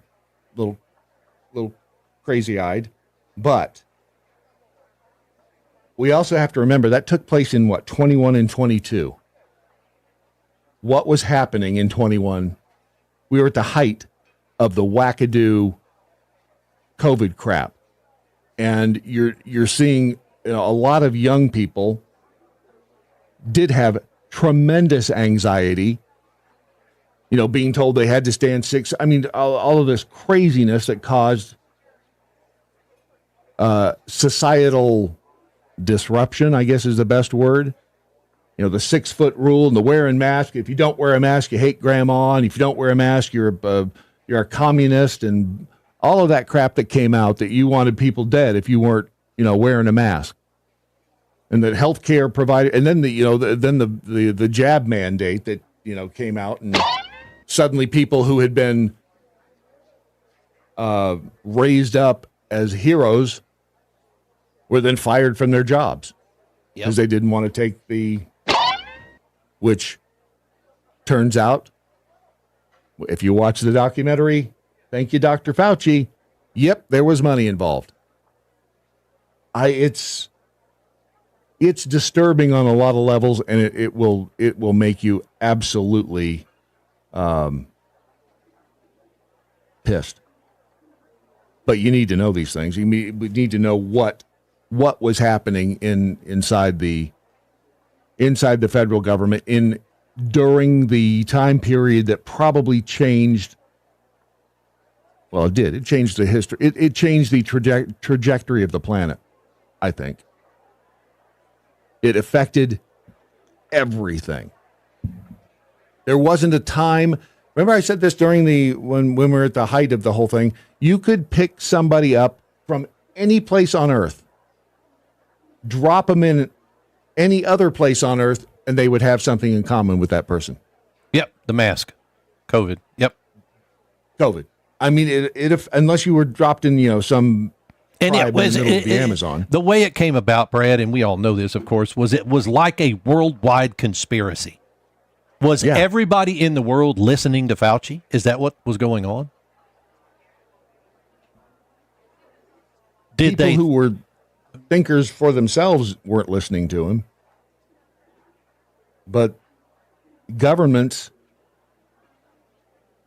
they spread the same propaganda. Dude, I still see people now wearing masks. If I go out shopping, there's somebody going to be wearing a mask. Yeah. It's weird. And I don't know. I mean, if you want to wear a mask in public, that's fine. I just want to know what you think you're avoiding. Do you have maybe if you have maybe you're COPD, sick. Maybe you're sick and you're wearing a mask to protect us. I get it. Okay. Right. But it's a curious question to want to ask. I would like to know. Because if you think that it's still the COVID thing, I mean, that's, and this is talking, I had COVID pneumonia, and it wasn't fun. You sure did, yep. That call you made to me from the hospital, my heart sank, dude. I couldn't do a damn thing, and all you wanted to do was get out. I know, I remember. Me out of here. I did not. I am not a good patient in And a dude, this was hospital, what? This was only a year after our friends had passed away, right? And I'm getting a phone call from you from the hospital, and you did not sound good, and you wanted the hell out of there, desperate. And I'm like, man, please. They had that stupid air intake machine that was sucking every Snickers wrapper in the hospital right through my room. Because you had to have the negative air pressure in the patient. It's a wonder I didn't die of measles, mumps, and every other contagious disease out there that was in that hospital because they were sucking all those germs right past me. I'm some kind of superhero, am I? He is confirmed. I just don't have him yet. Oh, well, good, because I actually wanted to. This is a little piece of history for you that I thought was fascinating in watching this. This is, we all know what dubstep is, right? The music. Yeah. Genre. My son listened to that for years, Oh, this is fascinating. How dubstep was actually discovered. Well, I'm going to show you on a very primitive piece of equipment. This is a piece of vinyl hose that you can buy at Lowe's. I think I bought this at Lowe's not too long ago. And it's vinyl tubing. It's, for those of you who might be interested, it's 3/8 inch inside diameter. But basically, when you take a mouthpiece and you put it in a length of tubing, it'll resonate on certain notes, and I'll show you how that works. Here's a mouthpiece alone. But when you put it in a piece of tubing, it comes out about like this. Pretty crazy.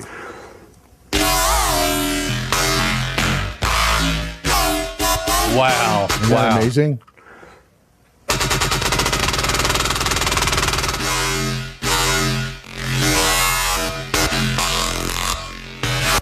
And then what this is just a plastic funnel, but this is just like the bell on the brass instrument. And what this is like a megaphone. It actually takes that same sound and makes it louder.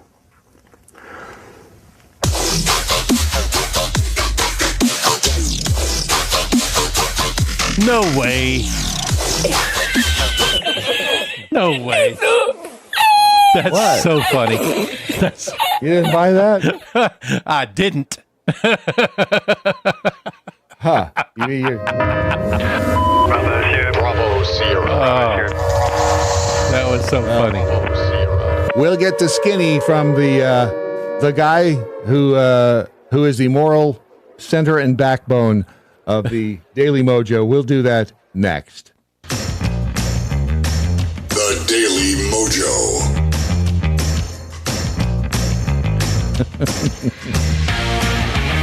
That the dubstep thing had me sucked in right up until the last, and I'm like, wait a second. Right up until the funnel, and I went, oh, okay. That can't be real, can it? And then if you look in the comments, it's like, yeah, you had me right up until that point. And now, the moral center of the Daily MoJo, Dan Andros. Ladies and gentlemen, Dan Andros has entered the building. How are you? Did you know that about dubstep?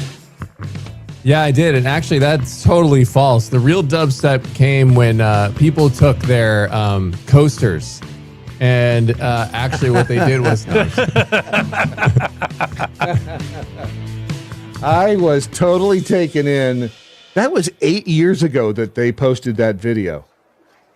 It's funny. They had us in the first half. I'm not going to lie. We've been tricked. We've been backstabbed, quite possibly bamboozled.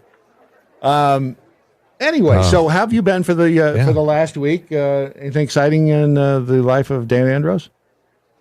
Well, there's only been a couple plane crashes, so that's good. You know, wow. I guess we're lowering it down. It's Trump's fault. It's Trump's fault. Oh yeah, who was it? Obviously, yeah. Who'd you say said that wrong? I think it was Garcia posted it on X. Oh, he said, you know, there have been more plane crashes in Trump's first month than any other president's first month, and all plane crashes are Trump's fault. Right. That's like because he's head of transportation, right? Let's go to a sports analogy here, right? Like, let's say you took over. All right, the Eagles just won the Super Bowl, right? Like, let's just say they've, you know, Howie Roseman gets fired, right? He's the general manager of the Eagles, and Well, no, before he gets fired, let's just say this offseason, he just gets rid of all the players and he just brings in a bunch of like high school kids or something, right?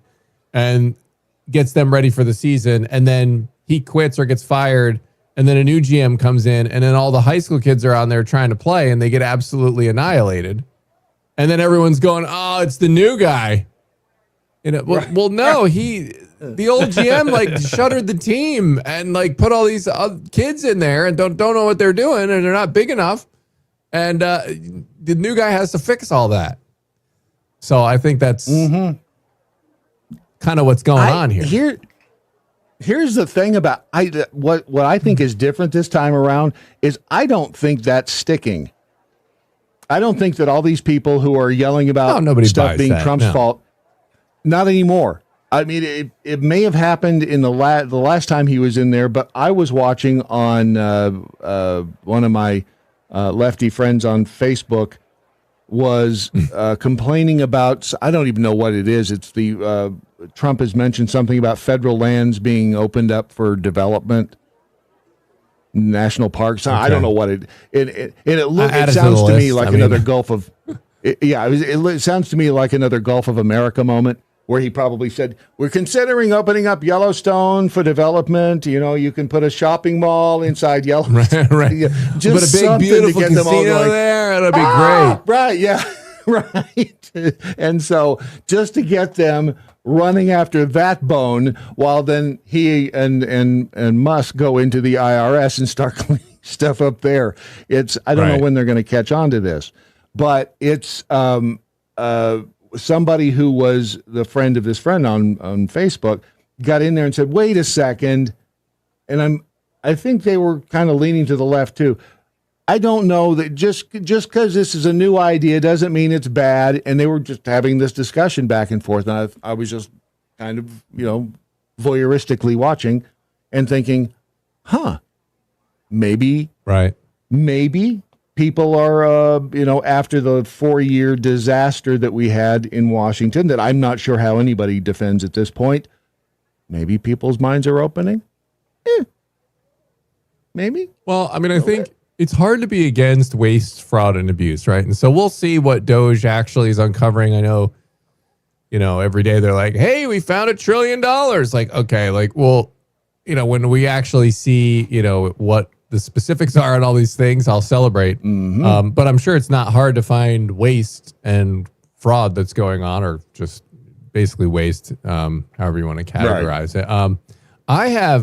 I have a personal one, and I'm going to tweet this at Elon later today when I get my ducks in a row. But I've got a personal jihad of sorts here that I'm kind of on the waste run. And I didn't even think about, because it affects me personally. So like most people probably won't care about it, but it impacts me. But do you want to hear about it, or? Yeah, I'm okay with bated ears.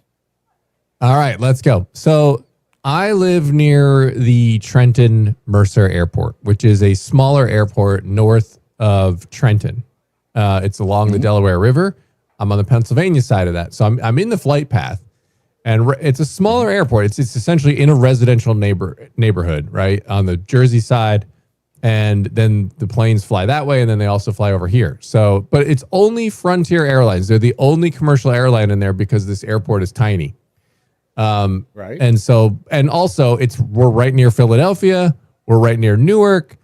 Like you have two major airports within an hour from you. It's like, yeah, I guess it's a nice convenience or whatever if you can find a flight there. Anyway, it's there. So it's got this old dilapidated facility, which is actually kind of great. Like, because when you fly there, it's just like, there's not really like any security line, not a big long security line. You're just kind of, nope. I can't see. Ron, grab that shot. Seeing anything. Yeah, that looks like it. Yep. There you go. Just got that little, that's it. And they fly. It's simple. Mostly it's just like commercial, it's charter. It's mostly private jets out of there and stuff. But Frontier goes in there now, and they fly a couple flights a day. And, it's fine. Like, I don't mind seeing a couple flights fly by every now and then. It's kind of cool. But what I don't want is for it to escalate up and then try to turn this thing into a major airport, right? Like, it's just like, that's not the FAA actually on their site. Like, it says they're not supposed to do that. Like, they're not supposed to expand. If you look at every major airport, like, where are they? They're near like a shipyard or the city. Like, it's not in a residential neighborhood. Anyway, Mayor Buttigieg comes through a couple years ago. And the locals here, like some schmucks in DC or in Jersey are pushing this, and they get this big expansion passed, right? They propose this big expansion of this airport, but they pitch it as just an upgrade. So they say like, well, we're just upgrading it. We're not expanding it. They didn't say we're not expanding it, but they were crafty with their words.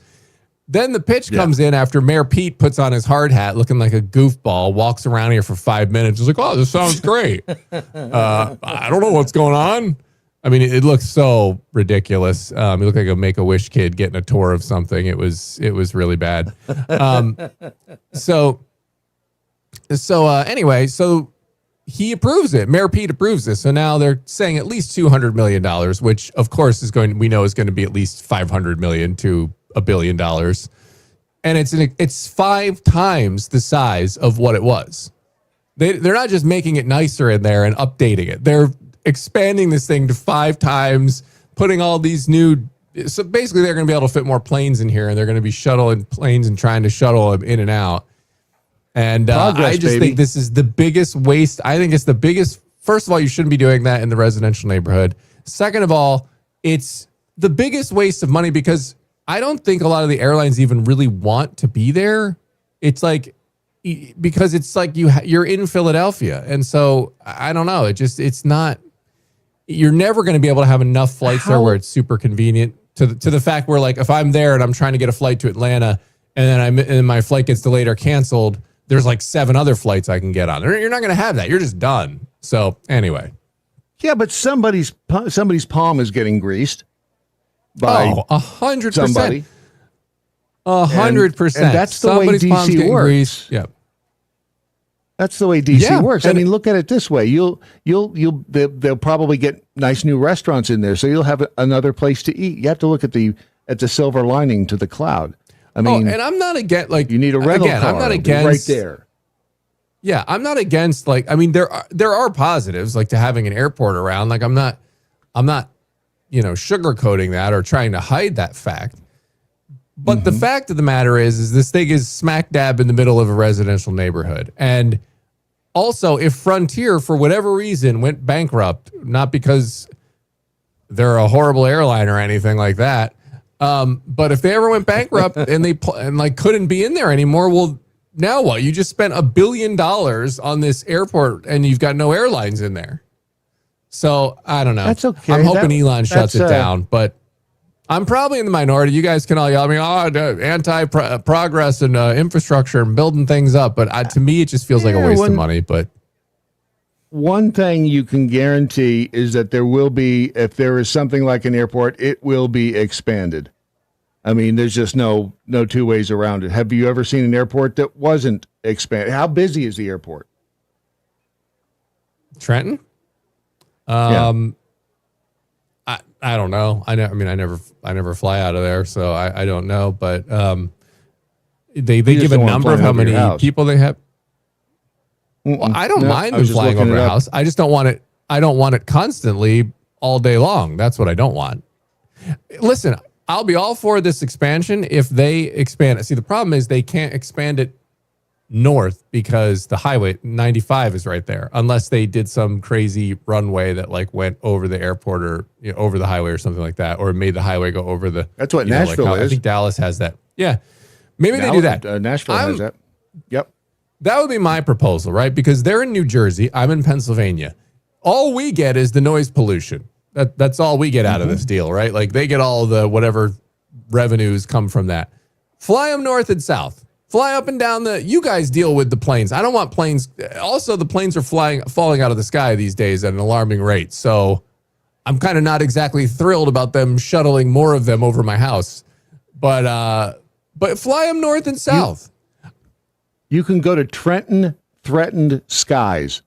That's I a know. These nonprofit guys drive me organization. nuts. It's comprised of residents from both Bucks and Mercer County. What? They're on your side. No, I know, but they Get argue out there terribly. and start yelling. You know what their argument is? Their argument It's is Trump's fault. they're trying to go the environmental route. They're trying to say, oh, it's gonna, kill the frogs or Yellow something. belly tit swallow. Yeah, Right. Like, you just don't want those. Oh no. But look at the poor little kid. See what they're doing is they're taking the children's route. It's bad for the children. Look at that. See, if we put Is that their thing? That's not. Yes. If we put if we expand it, look, that little boy is going to be standing out there for the rest of his life with his hands holding over his head. ears. Holding his Right. head. And they're really And not that's that loud, actually. But he's going to get deformed arms from doing that. It's horrible. This is for the children. And no, you're what gonna they have should dirty do is water, show too. they should show an exploded plane, because that's what's happening every day. Like we got planes falling out of the sky and crashing. Why don't you show one exploding into a neighborhood there? That might do it. Well, look. I'm gonna lose this. I'm gonna lose this jihad, aren't I? I'm gonna lose my jihad. Probably, but you know what? It's the fact that you fought, and you fought valiantly, and you fought with fervor, and you you put your heart and soul into it, and that's if you're gonna go all in. That's what we say here at the Daily Mojo. What's on the Quick Start podcast today? Well, we talked about planes crashing, not in residential neighborhoods, but they would if they crashed in Trenton. The one in Toronto talked about that. Trump trying to get the end to the Russia-Ukraine war. We discussed that a little bit. But he will still. But did you see what the was it the Nobel Peace Prize people said? Even if he does negotiate it, he's still not getting the award unless it's good for Ukraine. Right, because they basically have called him Putin's puppet and all this stuff. I mean, heaven forbid the guy just wants to end a war, right? Like, Right, yeah. But it's that whole thing is frustrating, by the way. Like, we do a segment on Russia and Ukraine, and it's like you try to analyze what each side's looking at, and you look in the comments, and everyone, you get everything from your pro-Russian, pro-Putin puppet to your, a warmongering anti-Christian. Ukrainian It's just genocidal whack job. Yeah, I don't even know what to do with that. So, oh, good, and you're also discussing marijuana dangers too. So yes, that'll be that's Ron, Billy's personal jihad, by the way. Put the pot away, Ron. Okay, this is not good for you. All right, that's on the Quick Start podcast, which it's dropped already, and it's available for consumption wherever you get your podcast. So there you go. Anything else that we missed? You got 4 seconds. And you're out of time. About my Dan Andros. It's always good to talk to you. See you, Dan. Dan Andros on the X and over at CBN News and also at faithwire.com. What do you mean it's last call? I'm telling you, we jam-packed today's episode of the Daily Mojo full. We have crammed every tiny tidbit of information and quality entertainment into a 2-hour monstrosity known as the Daily Mojo for today, Tuesday, February 18th. It is not St. Patrick's Day, however. I don't know why I thought it was earlier today, but it's not. Let's find out what everybody learned on the course of the program here. Marine in the woods, by landing you can walk away from. That's the definition of a good landing. Yeah. Yes. Yeah. Jody 121, that's one hell of a falling off the cliff dream. I had a weird dream. Oh, speaking of weird, there's the Zoom room people. And there's that little, is that an Eskimo with drinking a hot dog? Yeah, Wisconsin Jackhole. Looks like an Eskimo drinking a soda. Okay, because that was in my nightmare, and that really frightens me right now. And who's the guy with the big joystick? John. Is that a face on his joystick? Yeah, it is. Got some googly eyes on it. Oh, all right. Oh, good for them. It's always good to see it. See, Sir Rat Bastard, top of his head is a little flat. Okay. No idea. All righty then. Over in the X space, let's see here. Looks like I've been ignoring them. Sorry. the hell are these people invading our space? Except for Lepp, who has... Those things are monstrosities, Lepp. I don't even... Peekapool, who blamed the plane crash on Trump? Retards. Lefty retards. Yeah. Yeah. And days like this, DM says, Ron has to feel like he's dealing with a kindergartner riddled with ADD. He's just happy to have me around. Go to American Pride Roasters Coffee and get you some today. I had mine. Now get yours. As for the rest of you, remember that we the people must... Whoa, what's that? We must hang together, otherwise we shall surely hang separately.